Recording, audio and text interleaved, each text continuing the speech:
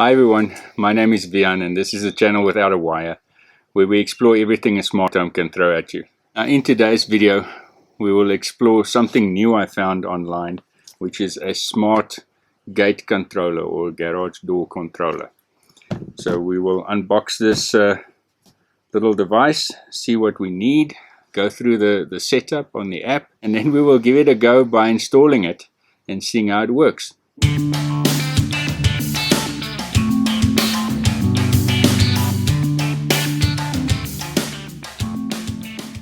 Okay, so let's have a look at what's in the box.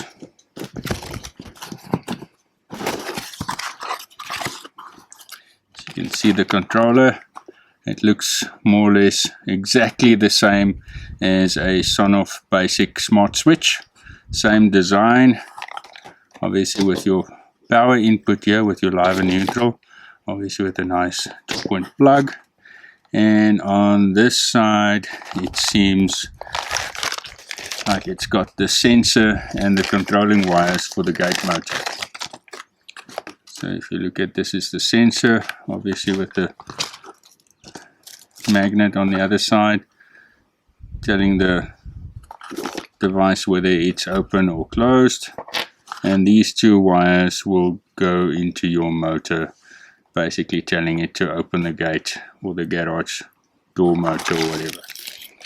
And in the little bag we've got some cable clips, some 3M tape, brackets, and a whole bunch of screws to help install it. So along with this I got a little weatherproof box. This one is specifically the Sonoff weatherproof box, and you can see it's more or less the same size as the switch inside. Only worry is the space for the wiring, but we'll figure that out. So this one will be installed outside, and this little box will then just protect it against the weather and the elements and some water damage. Let's have a look at what else is in the box. There's a user manual and a smart garage door opener compatibility table. What else is on the box? Nothing really informative. Let's have a look at the manuals. So this actually gives you a list of all the compatible motors that the switch can be used on. We are actually working on a Centurion motor today, which I don't see in the manual, but I'm sure we will find a way to make it work. User manual. Let's see what's in the user manual. Just some installation tips, how the sensor works, where the power goes and where the controlling cables goes. And this one will be using the Smart Life app. I recommend using this app and not any other app that the manufacturer may tell you to use. If you see it's a Tuya product, I recommend using the Smart Life app and not any other companion app, because of the API that communicates with Google. So this just goes through your setups, and it actually gives you a tutorial of how to set up the device in the app, which I will give you a little tutorial and a screen grab of my phone later. Tells you how to set it up in Google Home and Amazon Alexa, and also how to set it up in your skills for Alexa.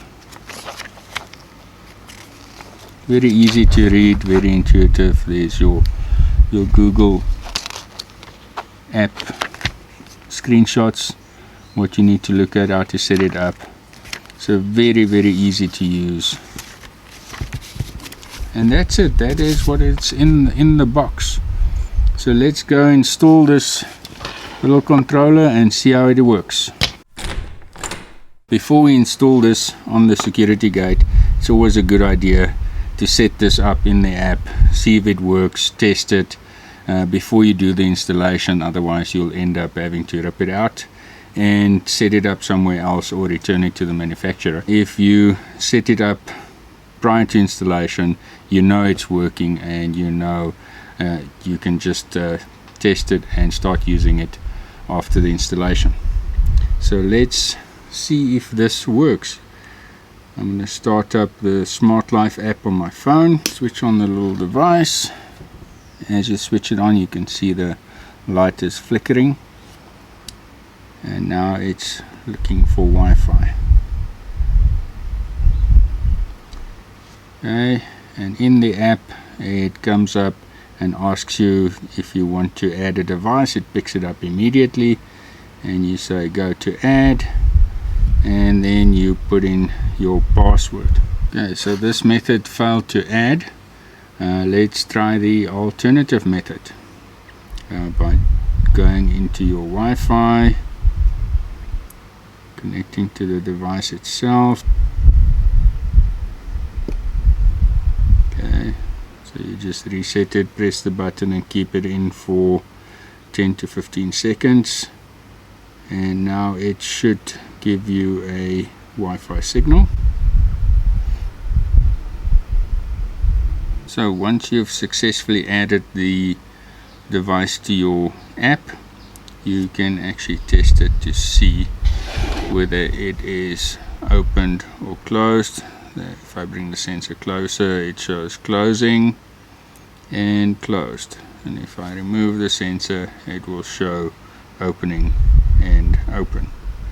Now the nice thing with this device is that you can actually share it in your settings. Okay, so if you click on the edit button at the top right corner, you will get a menu for the device, and you can click on share device, and there you can share it with your family and friends, or whoever you would like to have access to control the gate motor or the garage door. It also has quite a few other features like countdown, record timers, switches, and all that kind of stuff. As you can see, this is the gate motor, and unlike the previous weatherproof box that I showed earlier in the video, I actually recommend one of these because these wires are actually soldered and permanently wired into the device and cannot be removed. So I recommend a bigger box, and you can just mount these in there with the cables coming out at the bottom if you do an outdoor installation. So let's see how this works. We are going to install this onto the motor and test it out and show you if it works. It will be a temporary installation. We will do a more permanent installation a bit later after we got permission to actually install this.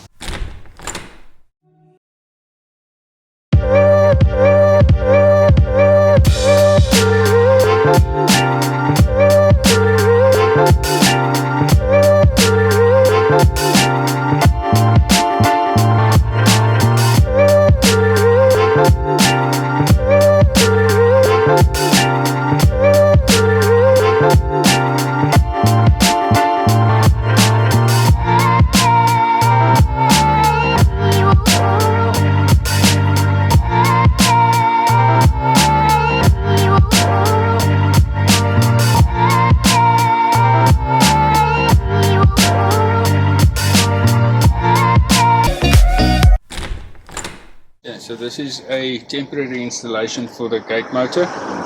We just installed it and see if it's working.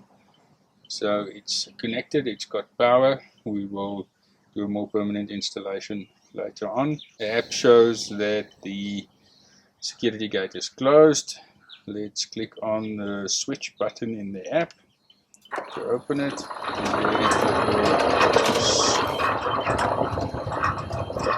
Switch to show that the gate is open, and if you close it, and the sensor detects the magnet, it will tell the device that the gate is closed.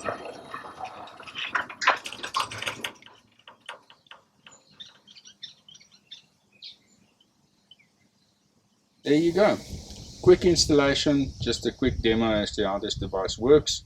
Obviously the permanent installation will be much neater and better than this, but this is just to show how the gate controller or the garage door controller works. Thank you for watching, and see you in the next video.